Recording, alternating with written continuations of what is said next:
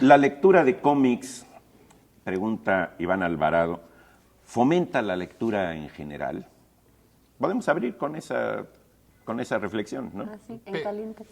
Es que, a ver, a mí luego ese tipo de preguntas me ponen un poco nervioso, porque bueno, a veces pienso también que la lectura de la tapa del shampoo, pues también fomenta la lectura en general, pero yo creo que habría que pensar en qué tipo de lectura queremos fomentar. Yo creo que hay ciertos cómics, y diría incluso la gran mayoría, que fomentan tipos de lectura, pues en fin, muy deseables, a lo mejor algunos no. A mí me preocupa mucho cuando la gente le prohíbe a sus hijos frecuentar los cómics, etcétera, porque en su mayoría me parece que son buenas lecturas, pero vaya, no creo que indefectiblemente cualquier cosa que se lea deba necesariamente de ser buena, ¿no? O sea, leer lo que sea no es bueno, yo creo que hay que leer cosas buenas. Y al contrario, yo creo que se debería aprovechar porque los cómics es una lectura muy fácil, muy ligera, que la gente hace pues de muy buen agrado. Entonces deberíamos aprovechar para fomentar muchas cosas en esa lectura de cómics. O sea, evidentemente buscan el chiste, buscan la gracia, el entretenimiento, pero yo creo que se pueden, y de hecho creo que es una de sus finalidades, enviar muchos mensajes subliminares. O sea, ahí como... ahí te va y pues, reflexiona, ¿no? Las caricaturas, por ejemplo, de los periódicos, las políticas y las que tienen que ver con la actualidad, pues es una manera también de transmitir mensajes. Los cómics, que son mucho más largos y que tienen que ver con una historia, pues se pueden aprovechar para un montón de cosas, ¿no? De valores y de ideologías. Sí, la pregunta sería si cómics como, por ejemplo, Asterix y Obelix es un cómic realmente. Pero es un cómic, ¿no?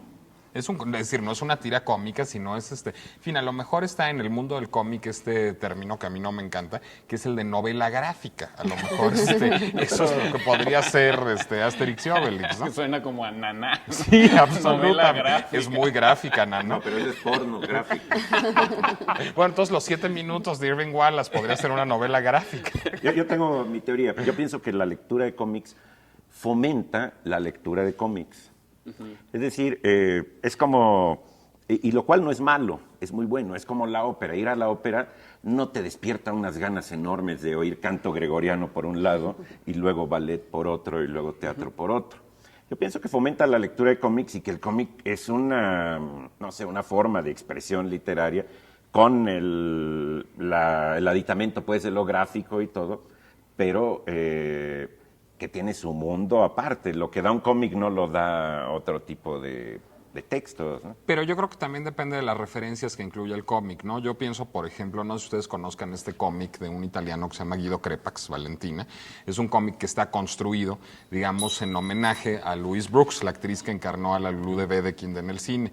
Y hay una tal cantidad de referencias a la obra de Wedekind, a la vida de Louise Brooks, al expresionismo alemán, a la filmografía de Pabst, que yo creo que de alguna manera muchas de esas referencias en el cómic te pueden llevar a decir quién habrá sido esta mujer, qué habrá sido el expresionismo alemán, quién habrá sido Wedekind. A mí se me antojaría leer de esto. Entonces yo creo que también depende en gran medida de los referentes que contenga el cómic, ¿no? Es cierto que a veces hay un universo un poco onanista en los cómics. Pienso particularmente en los cómics estadounidenses de superhéroes, que sí, digamos, son puras referencias como intertextuales casi, y a veces casi crípticas para los no iniciados. Pero siento que cuando los cómics incluyen cosas metacomiquescas, digamos, en sus contenidos, pueden llevar a hacer otras lecturas, ¿no? A mí lo que me da miedo ahí es un poco en lo que se cae muchas veces por incitar a la gracia y al chiste, lo que comentábamos antes. Creo que el cómic se basa mucho también en estereotipos y en jugar con la risa de ridiculizar muchas veces. Entonces muchas veces se cae en una ideología de machismo, de sexismo, de diferencias de religión. Pero eso ya es del contenido de cada cómic. No, pero hay cómics tristísimos también, ¿no? Bueno, sí, pero ya tiene que ver con la historia que cada cómic está proponiendo, ¿no? Yo recuerdo no solamente una llamada que alguna vez llegó a este tipo de programas, sino que yo mismo, cuando era pequeño, alguna vez me jacté de leer por primera vez un libro sin monitos. No, pero yo la verdad es que comencé leyendo cómics o leyendo libros con monitos. Y la primera vez que leí un libro sin monitos ya me sentía yo, bueno, pues bárbaramente erudito.